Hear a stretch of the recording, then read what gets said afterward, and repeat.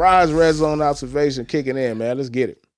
All right, man. My first red zone observation, man. The Lions are on a path of destruction. Most fun team in the league to watch.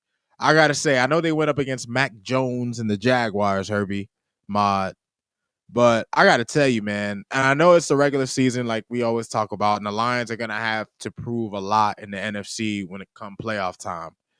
But man, dude, like you want to talk about a fucking buzzsaw. You want to talk about a team that can whoop you in every rich way with the run game, with the passing game. Jared Goff threw 4 touchdowns, 400 yards. Montgomery had 2 touchdowns. Jameer Gibbs is probably one of the most electric players I've ever seen in my life. Man, the Lions are just such a fun team to watch, and their defense has been dominant too. They're on a warpath of destruction. My second red zone thought. It's one game, but the Bears already looking more competent than under Shane Waldron. I gotta tell you, man. Sometimes, man, I'm not a big believer in firing a coordinator and then all of a sudden the assistant's gonna make a change. It's one game, but the Bears offense looked so much better than they did the last few games. You saw them do things, get guys like DeAndre Swift out in space. Obviously, they simplified things more for Caleb. Get the ball out of his hands quick. He played with more confidence. It was nice to see. It was nice to see. My next my next red zone thought, probably my favorite out of all of them, y'all boys. The Jets are a disaster. This is better than I imagined. Just the fact that the Jets, who looked like they were probably going to kind of get on track, and they go ahead and blow a game to the newly returned Anthony Richardson, who played a damn good game today against these Jets, to drop them to 3-8. The Aaron Rodgers experiment in New York has been probably one of the greatest busts we've ever seen. Because when you look at the expectations for what the Jets had, there were people saying the Jets were going to win the division.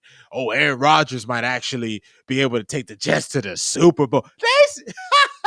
They said that the Jets could go to the Super Bowl, man. Y'all niggas was on crack, man. Y'all niggas were copping from Walter Wright, man. Like, let me tell you something, man. The Jets, as long as I'm alive, Herbie, I hope the Jets continue to mire in mediocrity and pain. And I just love seeing the dumpster fire that they have become this season. My final red zone thought, and this is probably on a team that nobody expects.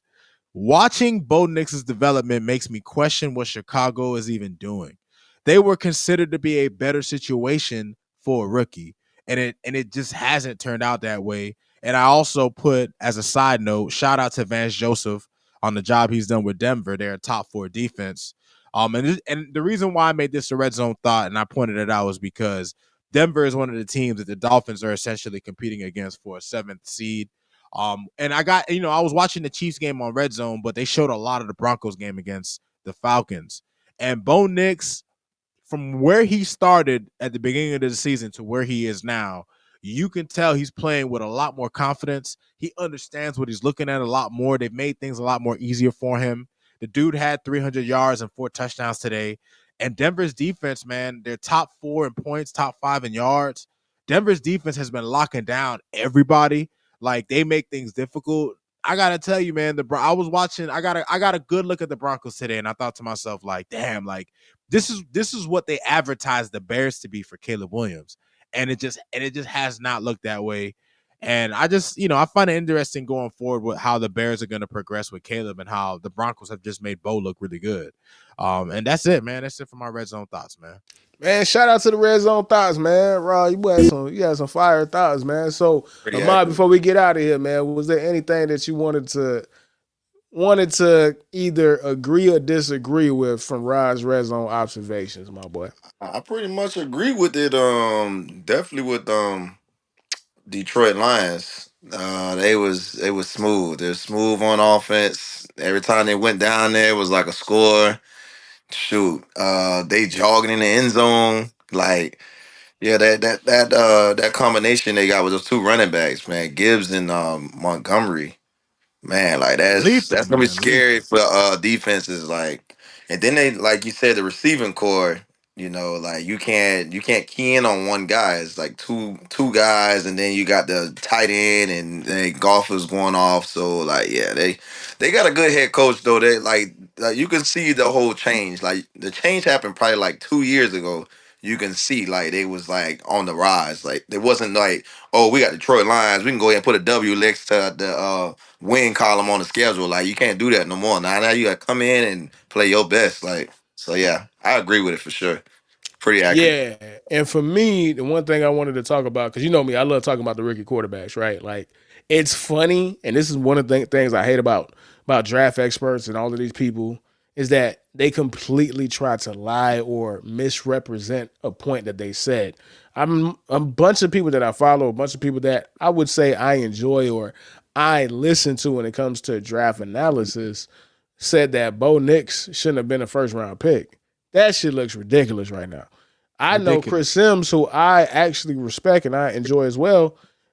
He had Drake May as his sixth quarterback coming in and said that he's a long way.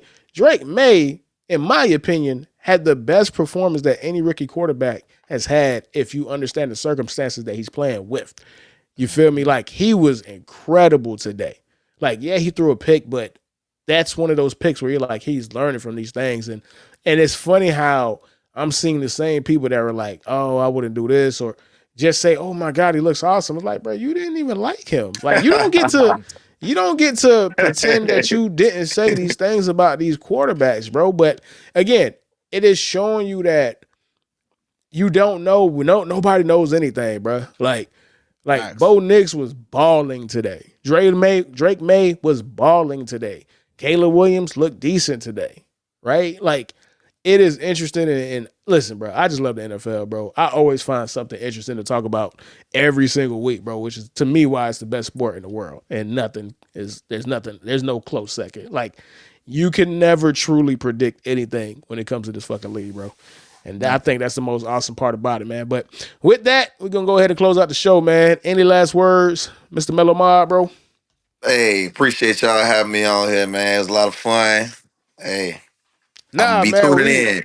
we You always welcome back, appreciate my boy. You always always I welcome welcome back. back. We appreciate y'all, appreciate you boys. for coming on, man. We Every appreciate you time, for every coming on, time. bro, man. So, And with that, man, Yeah. we will go ahead and check out of the Fin Out of Water Instant Reaction Show Week 11 edition, man. See y'all next week, man. Deuces. Deuces.